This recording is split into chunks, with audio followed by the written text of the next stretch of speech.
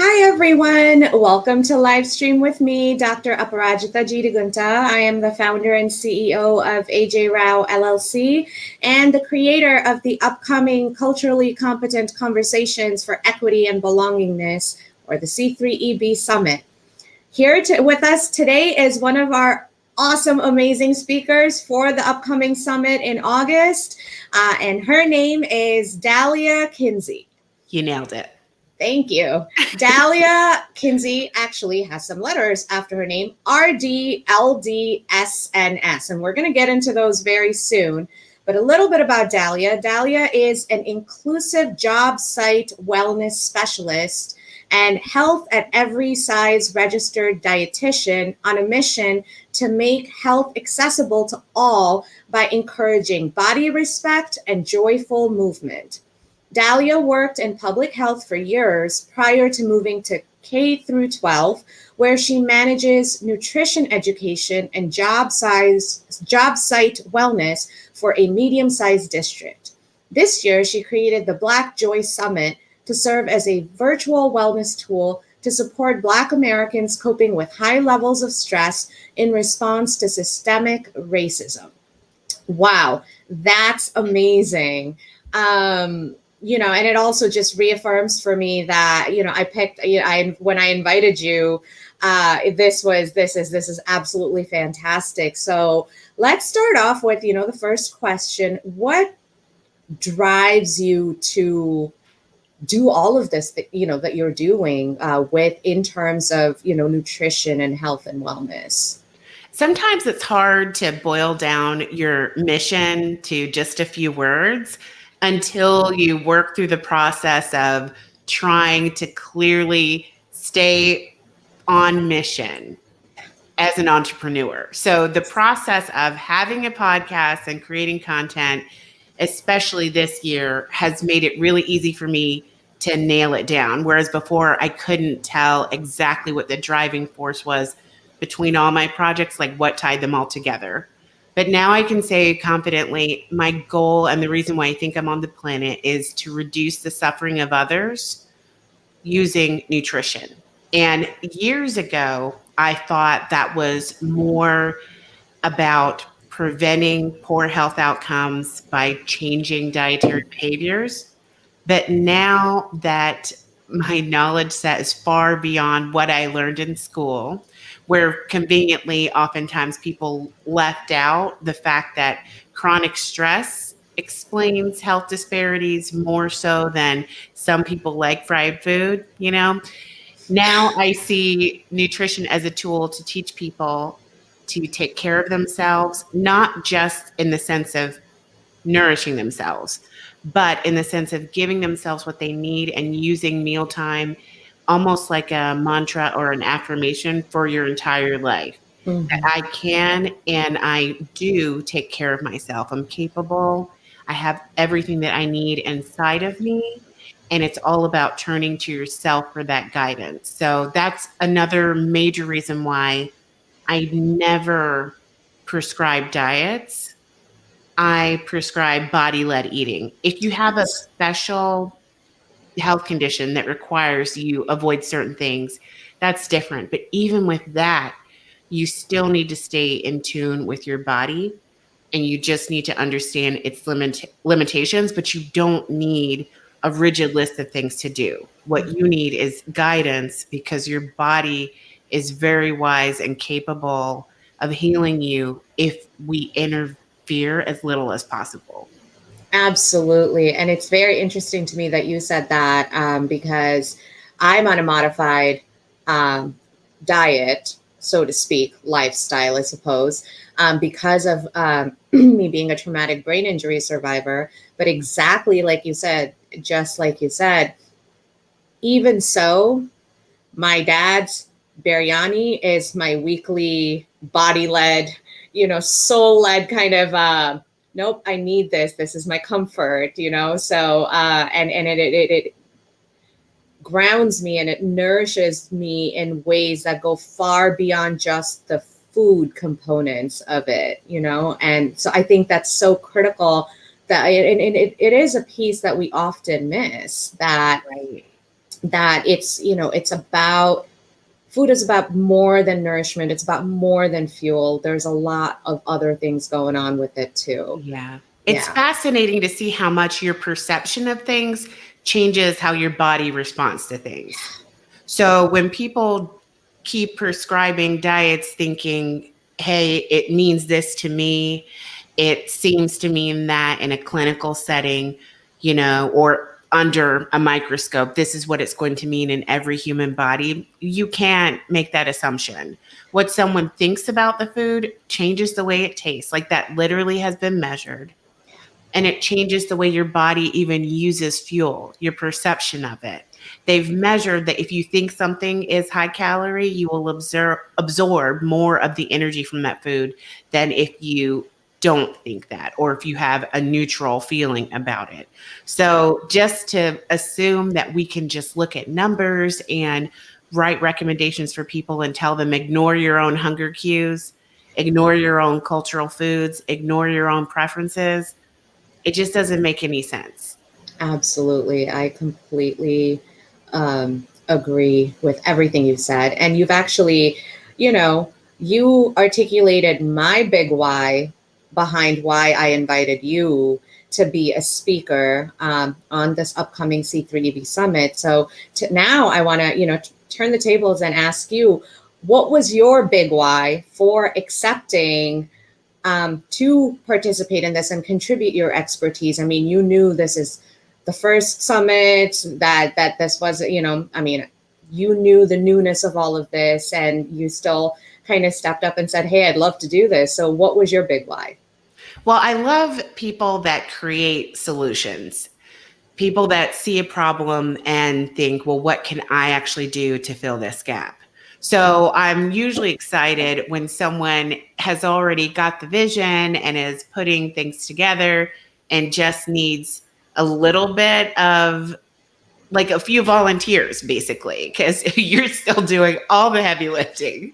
And I'm always excited about projects like that, where you can just show up, you have an aligned mission, and you get to share your gifts and go after they've done all the heavy lifting behind the scenes. So I'm always excited about content creation from people like you. But also, too, when you called, it was so funny. I had just been on, like, for a couple of weeks, some brainstorming calls with a friend of mine who works in diversity, equity, and inclusion as well. And we were thinking about a virtual summit, but we were having trouble really honing down exactly what we were going to do. And when you called and you described almost the same thing, I said, well, we have to do something else.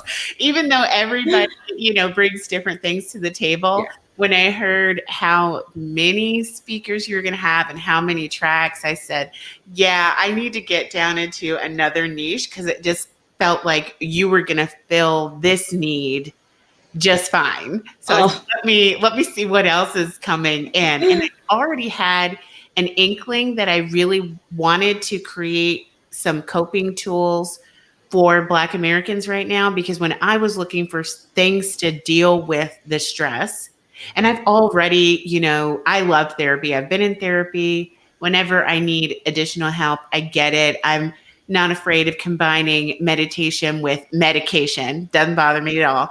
But the level of stress from the pandemic, plus all the pushback during this major civil rights movement, it just left me feeling like I don't have enough tools in my toolkit. Then when I went to look to see, what do you do about managing chronic stress related to something that's unrelenting, like systemic racism, I could not find anything.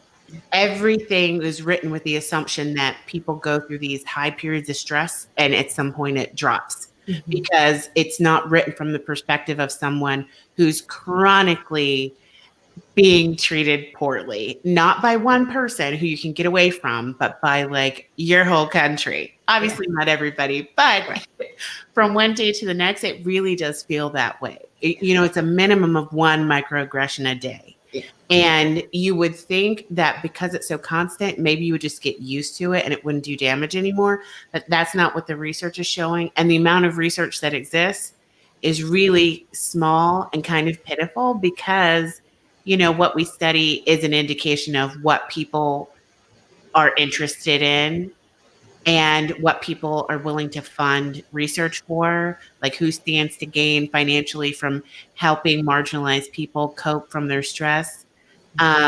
Apparently not enough people because the research is so skimpy. Yeah. So I said, I really, really feel called to do this right now because one, I want this resource. Yeah. So that was a little selfish, but that's where the best things come from, right? Where you feel your need and it's also a need of like the greater community at the same time. So no matter what happens, that there will be a benefit there. And we just wrapped up on Sunday and it was a really, really good experience. And oh my goodness, I didn't have nearly as many speakers as you. So the amount of coordination it takes just to get all these people like on the same schedules, it's really a major undertaking. Yeah. At the same time, it's so fun to bring together, to essentially curate fascinating and beneficial or healing content. Because through your conference, people who receive the information have the ability to affect so many other people. It's hard to even gauge how far reaching the positive effect will be. And that's just very exciting to me. So I knew I wanted to be a part of it. Oh, wow. Thank you so much. I am honored. And honestly, don't stop on your DEI summit because there isn't enough. Even with everything that I'm doing with the 50 speakers in the 3 days, you and I both know that doesn't even scratch the tip of the iceberg. There is so much more to unpack underneath the surface. So please do it. I'll even help you. Like, let me know if you need help. I'll help you set up another summit. The more we have these conversations, the more we can make inclusion and the thought of inclusion a normative mindset and a normative conscious choice as opposed to an afterthought, and it's interesting that you brought up that selfish motive. I don't think I've ever said this on video, but this is what you said about I need it first is why the summit even came into existence, because I was in this space where I saw my Black friends hurting. I saw the divisions happening. I'm neither Black nor white. And so I was, dealing with, okay, and where does my voice fit in? Where does my support fit in? What is the best way I can do something? Oh my gosh, why aren't there more people having these conversations? And so for me, it really was a push of, I'm just going to get a whole bunch of people together and talk. And you know what? At the end of the day, somewhere in there, there's going to be solutions. Because when we have so many fantastic speakers with such varied life experiences, experiencing this chronic stress, experiencing these microaggressions, experiencing being othered, being marginalized, being undervalued, underpaid, underrepresented, under everything, but not under discriminated. Somehow that one, no. But when we bring all of these thought leaders together and say, okay, let's talk about the insights that come out of these experiences, the commonalities, the obvious ones and the not so obvious ones, we are going to start getting very strategic in terms of, oh, okay, this seems to be an interesting issue that's manifesting in this way, or here's a solution. Like, you may meet another speaker and something may come out of it, and we need this network. We need the power of the collective right now to move this forward. So, I don't want to go off on a tangent there. I could obviously talk about this for days. That really makes sense, though. And I like that phrasing, that we need the power of the collective, because I think it's very true. Because sometimes, prior to now, before these issues were at the forefront, it felt like different marginalized groups were kind of in their own little silos, Some people were talking about intersectionality, but honestly, not the majority of people. So even people who were fighting for justice in one area, they were kind of turning a blind eye to others. But I think it is becoming more clear, especially now, how much these issues overlap and how much it makes sense, that statement that none of us are free until all of us are free. And it's really everybody versus systemic oppression, because it harms even the people who appear to be benefiting. But again, because of where we are right now at this point in time, you really don't hear anyone talking about that. Like, how does white supremacy harm white people? Yeah. I'm sure it does, because you see in other forms of systemic oppression, like the beneficiary is hurt too, like men are hurt by sexism. Yeah. It becomes a trap. It inhibits their ability to really fully express themselves because they're so busy trying to maintain the power structure. Not all of them, obviously. Yeah. But it would be interesting. Let's hope that at some point we see this soon, to hear about all of the damage that it does to buy into that system, even when you have privilege. It's so funny you say that. I'm actually giving a presentation tomorrow as the expert speaker on exactly that, on how, yeah. So it's uncanny that you brought that up, because I was literally working on that presentation, and that's why I was like smiling, grinning as you were bringing it up. I'm like, yes, it's very real and it's harmful. And that's exactly what I'm addressing in my talk tomorrow. And the talk is literally called Using Your Privilege to Promote Inclusion. Oh, I love that. I love that. And I hope, yeah, if you could share some of the resources that you use, that I know I would want to see those. Absolutely. Absolutely. So, you know, this was supposed to be a 10-minute interview. So thank you for going over. This has been an amazing conversation. For our, listeners who may be tuned in live or may catch this later, don't give everything away, but, can you give us a little bit of a teaser of what folks can expect when they come to see you talk at the summit? So in my workshop, I'm going to be covering how you can structure wellness programs or employee programs that really are inclusive, what you need to look out for, and how this can be a fun process, a joyful process. It doesn't have to be something you look at as a dreaded obligation. It really is a good thing, and it honestly can like multiply the joy in your professional spaces. Awesome.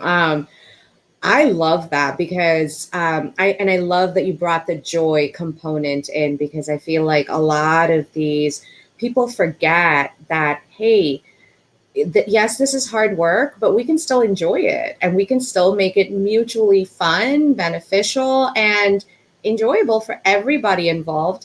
We don't have to have those faces when we do it.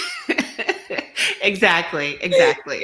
Yeah. So thank you for that. And for all of our listeners and viewers, you can catch Dalia Kinsey, RDLDSNS, which, by the way, what are those?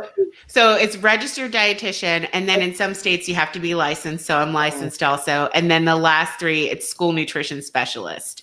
Oh, okay. So Dalia Kinsey, registered dietitian, licensed dietitian, and school nutrition specialist. You can catch her at the summit from August 26th through the 28th. And Dalia is going to be doing a fantastic presentation on how to create wellness programs and make it a joyful process and not have to bash your head against the wall through it. So thank you so much, Dalia, for joining us today. This was an amazing chat, and I'm so glad that I got to know you a little bit better, and our viewers got to know you a little bit better as well, and learn about your passion and your interest in this. So don't forget to register at www.c3eb.com to get free access to Dalia's talk on inclusive wellness programming. Thank you so much. I'm excited to be here, and I hope everybody decides to join us. I hope so too. This is going to be so powerful and so fun. Yeah. All right. Thank you. You're welcome.